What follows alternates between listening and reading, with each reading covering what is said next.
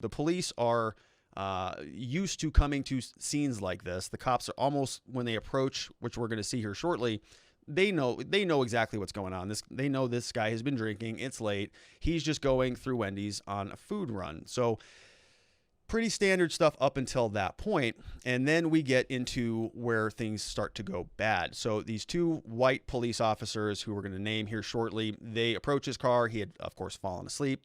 He was asked to move his car. So they come in, they wake him up. They say, just pull your car over there. They do administer a field sobriety test. As soon as they're putting his hands behind his back, he starts to fight with them and he breaks free. Then it looks like he actually takes a taser from one of the officers while he's in this altercation. As he's running away, his back is facing the officers. You see him very briefly take that taser and point it back in the officer's direction. It was a taser, not a gun. One of the officers pulls out his gun and fires 3 shots. Of course, 2 of those hit Rayshard and they kill him. Let's take a look.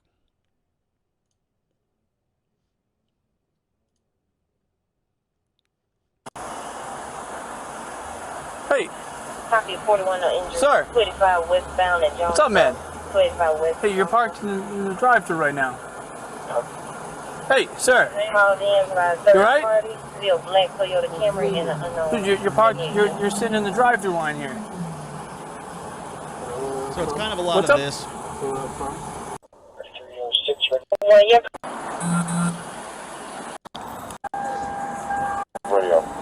Trying to tell me where you coming from. He said, well, I'm coming from Jonesboro. I got food. I said, what are you doing here? I got more food. So he's really not too clear. Like that. I got. So where's your friend now? She's at the hotel. What hotel? Right here at the Home Lodge. Where's that? What's the address to it? I'm not sure. I know she's here at the Home Lodge. Yeah, these videos are always hard to watch. How did he's she gonna drop be you dead off here? very soon? She drove here and dropped me off. In what car? And a black Volvo. Yeah, and so he's kind of making some kind of clumsy remarks, right? He says that he got dropped off there, but he's in his car, which, how do you do that? You don't drop a person off and their car, or they dropped him off at the car that was already there, in which case, why is he at a Wendy's? Why was his car at a Wendy's? He's trying to come up with an explanation for it. He's, obviously intoxicated, and he's just trying to sort of explain his way out of the situation. Of course, the cops are not buying it. You can see the body language kind of seems like he's a little bit annoyed, just kind of going through the motions here, knows what he's there for, knows this is a DUI stop, knows that he's going to put him under arrest. He's just going through the motions. Let's see. Hey, you mind just putting your phone on the trunk of your car? I don't want you to have anything in your hand. All right. Okay, so right here. All right, so no medical conditions, no injuries, no physical defects. Are you comfortable walking in these shoes? Absolutely. Well, they're brand new. I just bought them. Can you walk in them without falling, stumbling, anything like that? Standard field sobriety test. You walk in them okay? Remember, I just bought them. Remember, you don't have to do these in Arizona and most of a lot of other states. When you're doing these field sobriety tests, all these cops are doing is trying to get evidence against you. It's just giving them more basis to actually put you under arrest. So whether you can refuse these or not, check your local state rules on that, or what your laws are. There may be some additional penalties for refusing them, not in terms of criminal law, but in terms of your driver's license. But in Arizona, you can refuse all of these tests. So Rayshard could have easily refused these tests and didn't. Of course, he's trying to comply. We hear a lot of the language coming from him. Hey, he's basically trying to give himself an out. He's trying to explain why he's going to fail this test. It's not because of the alcohol. It's because of his new shoes, which is, again, it's pretty common, pretty standard DUI stop type of stuff. Can you walk in it okay? You don't have to show me. I'm just asking, are you comfortable walking in the shoes? I mean, they are comfortable, but...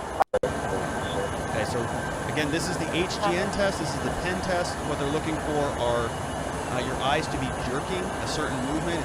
You really can't see how he's performing on this test from this angle. Officer's hand, kind of looks a little high to me. Should be a little bit lower. He's looking way up. Feet.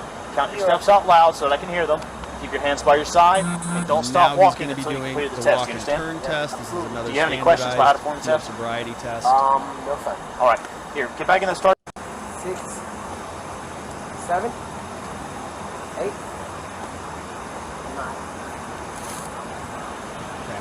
So the turn is really difficult. The turn gets a lot of people because you're supposed to do a pivot rather than pick your foot up. So you keep one foot planted on the ground, and you just you turn around one foot. So you like put it as an anchor, like picture like you're putting a nail into the top of your foot, and then you're going to turn around and continue the sequence of steps. These are very hard to do, actually. I've done talks before in front of other audiences, and I'll have them actually try to perform the test. So I'll give them the instructions just like the officer would give them a set of instructions, and I'll have people try to perform the tests, and then I'll have the audience actually grade them. So they'll have the rubric, the same rubric that the cops use. They'll grade them, and almost everybody fails every time because these are not, we call them roadside agility maneuvers. You know, they're trying to knock you off balance.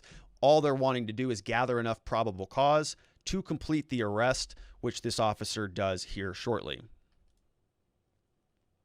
Oh, it's probably about maybe 2 minutes away from here. Did you over? Haven't drank anything. And 10 being hammered. Old Dixie Highway. You're not on Old Dixie Highway. Well, I'm not on Old Dixie What Highway. city do you think you're in? Just She notify brought me you of the here pending. We have 9 pending, saying 1 car, that 2. it was yesterday. Okay, so they're still It was my talking, daughter. Here's the money. Take me home. I'm ready to go. So you had about 1.5 drinks, but you don't remember what kind of drinks they were? No, sir.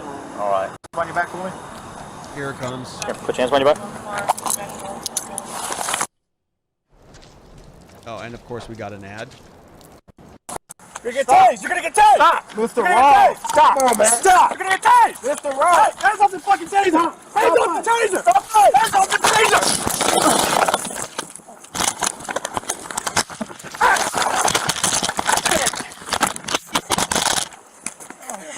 Stop fighting! Got my fucking taser! Oh!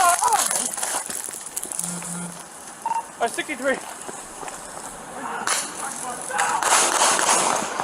shots. Yeah, 3 shots, and that was the end of that. If you continue to watch the video, you'll see that the cops actually, you know, it's kind of I think realize that this was a mistake. I think we can see that. I think we have the next video. Let's run through and see what we've got here. Witnesses started recording when they saw a struggle between 27-year-old Rayshard Brooks and 2 APD officers. At some point, Mr. Brooks actually gets the upper hand. That's when he gets up and runs away. GBI investigators say Brooks also got a hold of one of the officers' tasers. Surveillance video then shows Brooks Okay, so he's running swinging away now. from the officers as they chased after Taser goes him. out, misses You him. have He's running one away. That looks from the video There we that go. He has his own taser out and Fires it back. It seems like he's trying to. Yeah, and that's when the bullets come out of this officer's gun. So the question then is, if you really were to break that down frame by frame, is the shooting justified? Is the shooting of Rayshard Brooks by this police officer justified? You can see here from this frame, they're far apart from one another, and he's running away from the cop.